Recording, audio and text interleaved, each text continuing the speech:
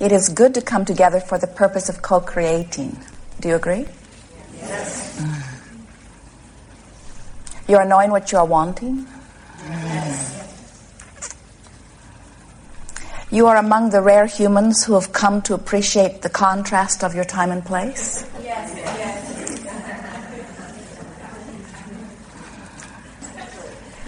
Your lips say yes.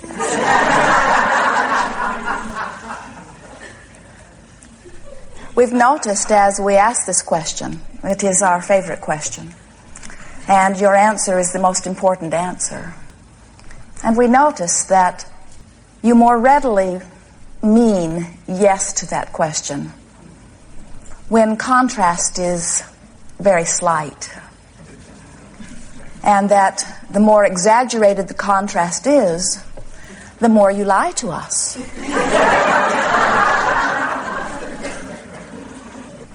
It is easier to say, yes, we appreciate contrast, when you are looking out into your world and everything you see is easy to feel good while you look at it. And we know it is more difficult when your attention is drawn to those things that as you give your attention to them, you feel discomfort, and then your logical human response is, we just need to get rid of anything that makes us feel uncomfortable. And we're wanting you to remember that as long as that is your plan, you're going to have a hard time. Because the entire universe has been established to provide contrast and difference and variety, and you knew it coming in. You never, ever expected that anyone would organize this time-space reality so that it contained only things that pleased the individual called you. You knew that variety was essential to the forming of new conclusions or determinations or desire.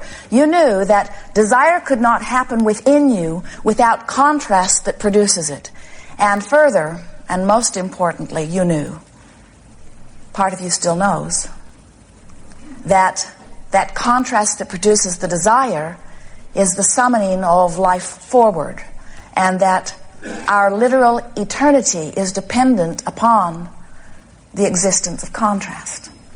So can you feel how simple this is? You're standing in the middle of an environment, and let's say something happens, not too hard to imagine, something happens that you really would not choose, something that you are so opposed to, something that you cannot even fathom, something that you really do not want to happen. And in the midst of all of this contrast is born within you a desire for something different from that. A balancing desire born out of you. And in the moment that that desire is born, source energy goes to work on responding to it. And instantaneously, you as an individual or you as collective consciousness would come back into balance if you are able to find harmony with the desire that you've given birth to. If you give birth to a desire and you do it all day, every day, and that desire shoots out of you like this flashing rocket, and then you spend more of your time talking about where you are and how you have been traumatized into that desire rather than talking about what the desire is and how that feels, then you might be, like so many physical humans, you might be, without even knowing it, holding yourself in vibrational harmony with the very thing that you do not want that gave birth to what you do want, but you must be a vibrational match to what you do want in order to let it in. The three parts to the deliberate creative process are, first, ask. Well, we really do not need to hold workshops on asking, do we? Because the contrast that surrounds you continually puts you in fully conscious, sometimes unconscious, but always asking places. You're not asking with your words while you can. You are asking with a vibration that emanates from you. You are asking whether you know you are asking or not, and the universe hears every single request. So the first step is ask. The second step is not your work at all. Universal forces, universal source energy, God force, creative life force, whatever you're wanting to give title, answers. But the third part is really your work, and that is you must let it in. You must be in the receiving mode. So the art of allowing, we think, is a very nice title. Because what it says is, I want to be in the receiving mode. I want to be in the mode of letting it in. And it is the most easy thing in the world to teach, because when you are in the receiving mode, you always feel good. Good feels good. So if you are feeling frustration, it means you're not in the receiving mode of something you want. If you're feeling anger, it means you're not in the receiving mode of something you want. So you ask yourself, well, how have I been feeling lately? What's my mood? What's my attitude? What's my letting it in? Sometimes you notice that relative to different subjects, you feel different ways. If we were standing in your physical shoes, if there was any subject that was upsetting to us, we would do our very best not to focus upon it. If there was any subject that thrilled us, we would do our very best to give it a larger proportion of our attention. Because this time-space reality is this perfectly balanced place that is large enough to accommodate every desire that every one of you could ever hold. So the world doesn't need to be changed in order for you to live a joyful life experience. You just have to set your tuner to joyful experience. As humans, you say, well, I have a hard time only focusing upon what I want. And we say, you don't have to only focus upon what you want. You can give your attention all over the place.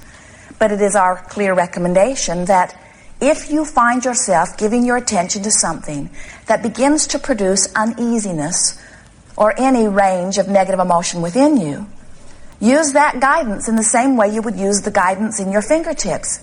As you find yourself laying on a hot stove, you wouldn't say,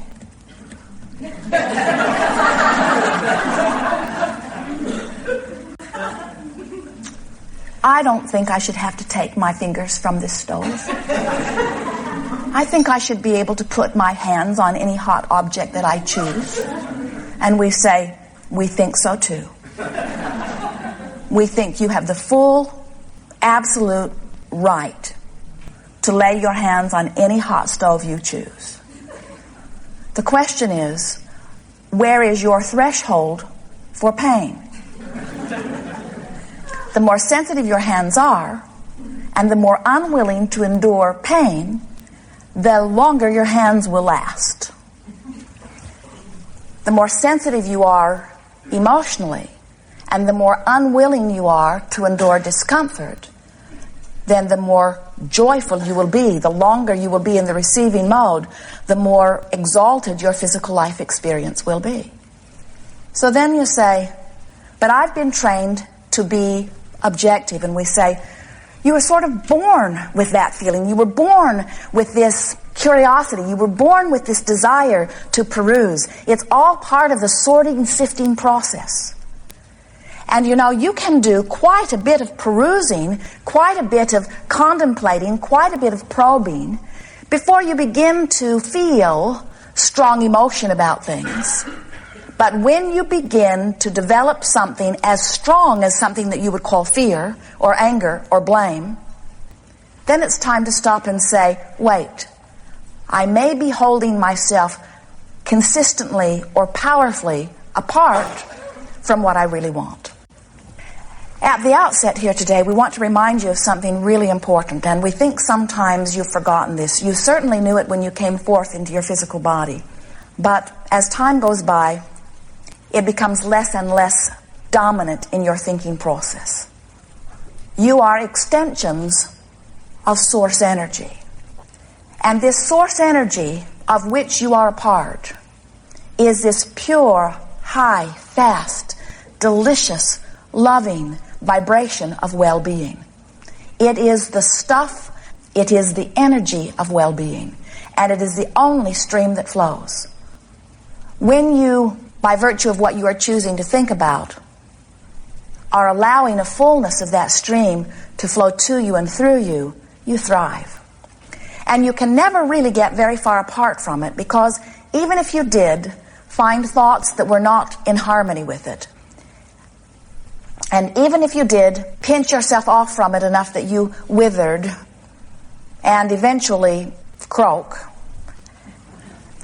In that reemergence back into source energy, you would be fully flowing with the energy again. So there was never any great risk. Also, we want to say to you that that is not the only thing that causes any of you to make your transition into source energy. Death is not about pinching yourself off from the source. Sometimes you just want source energy so powerfully that you achieve vibrational harmony with it, and death is the answer that comes. Allowing means letting yourself be the loved, loving, healthy, vibrant, brilliant, eternal, joyous, wealthy, in regards to all things that you consider to be good, being that you really are, that you've come forth to be. You're doing a very good job. As we feel the vibration of that which is you, we can feel that you are among the most allowing of those on your planet. You live in an environment you've been taught by those who have come before you to allow proportionately in the scope of human experience in a very wonderful way.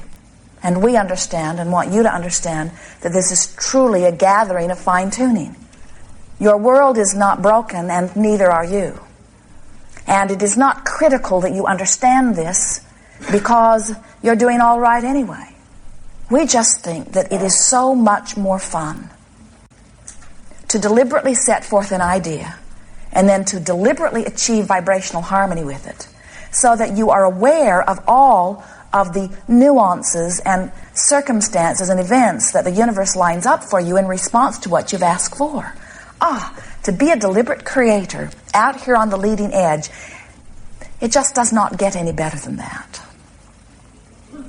Your source energy is flowing to you and through you always. And sometimes you hear it more clearly than others.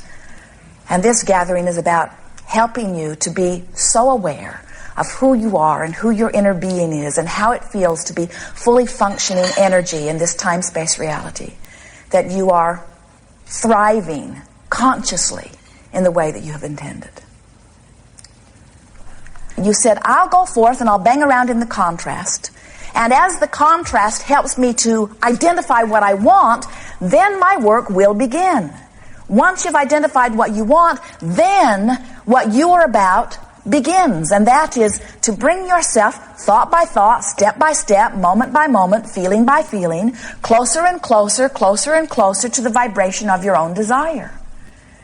So it's a wonderful thing that when you ask, you don't receive it instantaneously, because you might want to fine-tune it. You might, maybe you don't. Maybe you just say, I want it, give it to me. But when you realize that all you have to do is be a vibrational match to what you're asking for, and when you start to notice how much fun it is to gently bring yourself into vibrational harmony with what you are wanting, we do not believe that any of you would opt for instant manifestations. It's so much more fun to mold things gently into place. Every now and again you'll have a quantum leap. You'll want something so much that the vibration of your desire is so powerful that just for a moment you will be a vibrational match to your desire, and you will have a manifestation that matches it. But those quantum leaps usually do not last very long, because most of you cannot maintain vibrational harmony with that flash without quite a bit of practice. So sometimes you'll really, really want something, and the vibration of your desire will be so strong that it will dominate your vibration for long enough that you will have a manifestation. And for a brief moment you'll say, yippee, yahoo, I've achieved this thing that I want, only to discover that in a very short time it leaves you. And the reason is because you have not yet learned to maintain your vibrational harmony with that which you want. Don't worry about it. You can gently bring yourself back into vibrational harmony with it. We really do not recommend quantum leaps. It's one way of going about it. Quantum leap means contrast is really, really strong. So something really big happened that made me really, really, really, really want something that I'm really, really, really, really not a vibrational match to. But because I really, really, really want it more than I don't believe it, just briefly, because the vibration of it is so strong, I have a bam manifestation, which doesn't last very long because my habit of vibration isn't up to speed.